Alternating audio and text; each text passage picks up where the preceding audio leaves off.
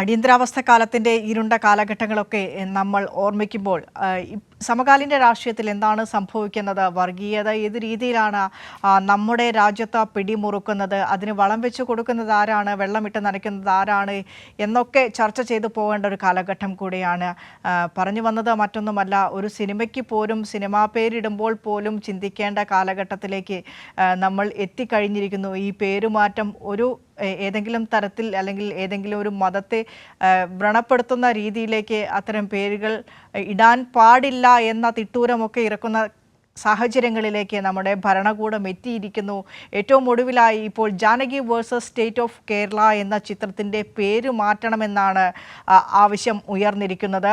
എന്തിനാണ് അത്തരത്തിലുള്ളൊരു പേരുമാറ്റം? അത് സംബന്ധിച്ച് ഹർജി അതിൻ്റെ അണിയറ പ്രവർത്തകർ ഹൈക്കോടതിയിൽ ഫയൽ ചെയ്തിട്ടുണ്ട്.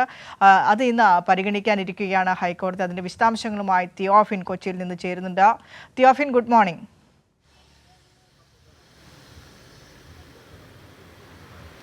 Vinisha, good morning. അടിയന്തരാവസ്ഥയെക്കുറിച്ച് സംസാരിക്കുകയായിരുന്നു. അടിയന്തരാവസ്ഥയുടെ 50 ആണ്ട് പിന്നിടുന്ന ഈ സമയത്ത് ഇനിയൊരു അടിയന്തരാവസ്ഥ വേണ്ട, അടിയന്തരാവസ്ഥ വിരുദ്ധ ദിനമായി ലോകമെമ്പാടും ആചരിക്കുമ്പോഴാണ് നമ്മൾക്ക് ഇപ്പോൾ ഈ ഒരു സിനിമയെക്കുറിച്ച് സംസാരിക്കേണ്ടി വരുന്നത് എന്നതും യാദൃശ്ചികത തന്നെയാണ്. കാരണം അന്നുണ്ടായിരുന്ന അതേ സാമ്രാജ്യത്വ അല്ലെങ്കിൽ വികാരം തന്നെ ഇപ്പോഴത്തെ ഭരണം കൈയാളുന്ന ആളുകൾക്കും ഉണ്ടാകുന്നു എന്ന് തെളിയിക്കുന്നതാണ് ഇവരുടെ ഓരോ ഇടപെടലും നടപടികളും.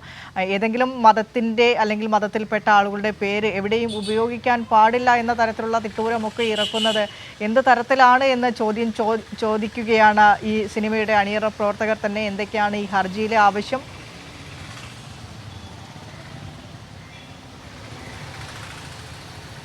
വിനിഷ, പ്രധാനമായും നമുക്ക് ഹർജിയെക്കുറിച്ച് പറയാം. അതിനുശേഷം പിന്നീട് അതായത് ഏത് രീതിയിലാണ് ഇത് ബാധിച്ചിരിക്കുന്നതെന്ന് കൂടി നമുക്ക് നോക്കാം.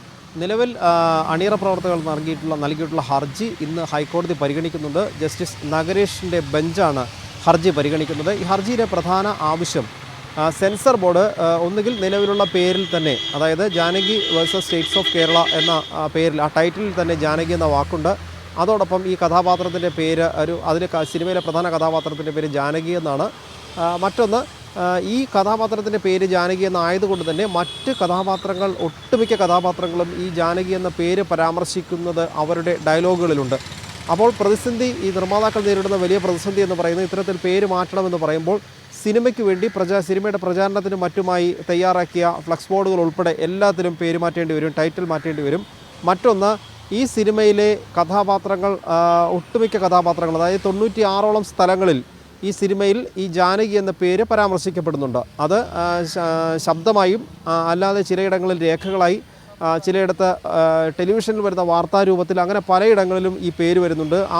അവിടെയെല്ലാം ഈ പേര് മാറ്റേണ്ടി വരും. അത് പ്രായോഗികമായി ഈ സിനിമ മുഴുവൻ ഇതിൻ്റെ പോസ്റ്റ് പ്രൊഡക്ഷൻ വർക്കുകൾ പൂർണ്ണമായും റീവർക്ക് ചെയ്യേണ്ട ഒരു അവസ്ഥയിൽ, അതായത് മുഴുവനായും ഈ പോസ്റ്റ് പ്രൊഡക്ഷൻ ജോലികൾ ചെയ്യേണ്ട ഒരു സാഹചര്യത്തിലേക്ക് മാറും. അത് വലിയ സാമ്പത്തിക ബാധ്യത ഉണ്ടാക്കും. ഇതുകൊണ്ട് കൂടിയാണ് ഈ നിലവിലെ പേരിൽ തന്നെ, ജാനകി എന്ന പേരിൽ തന്നെ തങ്ങൾക്ക് സെൻസർ സർട്ടിഫിക്കറ്റ് ലഭിക്കണമെന്ന് നിർമ്മാതാക്കൾ ആവശ്യപ്പെടുന്നത്. മറ്റൊന്ന്, ഈ സെൻസർ ബോർഡ് ഫോണിലൂടെയാണ് നിർമ്മാതാവിനോട് വിളിച്ച് ഈ ജാനകി എന്ന പേര്, ടൈറ്റിലുള്ള പേരും അതോടൊപ്പം ഈ ജാനകി എന്ന പേര് പരാമർശിക്കപ്പെടുന്ന കഥാപാത്രത്തിൻ്റെ പേര് മാറ്റണമെന്ന് ആവശ്യപ്പെട്ടിട്ടുള്ളത്. പക്ഷേ എന്തുകൊണ്ടാണ് ഈ പേര് മാറ്റം എന്നത് അവർ വ്യക്തമാക്കിയിട്ടില്ല. അതായത് ഒരു കൃത്യമായ കാരണമില്ലാതെ പേര് മാറ്റണമെന്ന് മാത്രമാണ് ആവശ്യപ്പെട്ടിട്ടുള്ളത്. തന്നെയുമല്ല, പേര് മാറ്റണം എന്ന് കാണിച്ച് ഇവർക്കൊരു ഷോക്കോസ് നോട്ടീസ് നൽകിയിട്ടുമില്ല. അപ്പോൾ ഹർജിയിൽ നിർമ്മാതാക്കളുടെ പ്രധാന ആവശ്യം ഒന്നുകിൽ ഈ Janaki versus States of Kerala എന്ന പേരിൽ തന്നെ ടൈറ്റിലും അതോടൊപ്പം ജാനകി എന്ന കഥാപാത്രത്തിൻ്റെ പേരും ഉൾപ്പെടുത്തിക്കൊണ്ട് തന്നെ ഈ സെൻസർ സർട്ടിഫിക്കറ്റ് നൽകുക, അല്ലെങ്കിൽ തങ്ങൾക്ക് കൃത്യമായി കാരണം കാണിച്ചുള്ളൊരു ഷോക്കോസ് നോട്ടീസ് വേണം. ഇതാണ് പ്രധാനമായി നിർമ്മാതാക്കളുടെ ആവശ്യം. ഒപ്പം ഇവർ ഹർജി നൽകിയതായി അറിഞ്ഞതിന് ശേഷം സെൻസർ ബോർഡ് ഇന്നലെ വൈകിട്ട് 4:45 നിർമ്മാതാവിനെ വിളിച്ച് അറിയിക്കുകയുണ്ടായി.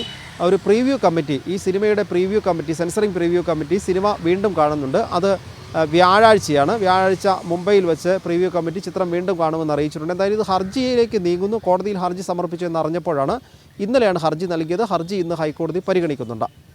വിനിഷ, ശരി. ഏതായാലും എന്തൊക്കെയായിരിക്കും ഹർജിയിലെ ആവശ്യങ്ങൾ എന്നും ഒപ്പം ഏത് രീതിയിലായിരിക്കും ഹൈക്കോടതി അത് പരിഗണിക്കുക എന്നുള്ള കാര്യം നമുക്ക് കണ്ടു തന്നെ അറിയാം. തിയോഫിനാണ് വിശദാംശങ്ങൾ പങ്കുവച്ചത്.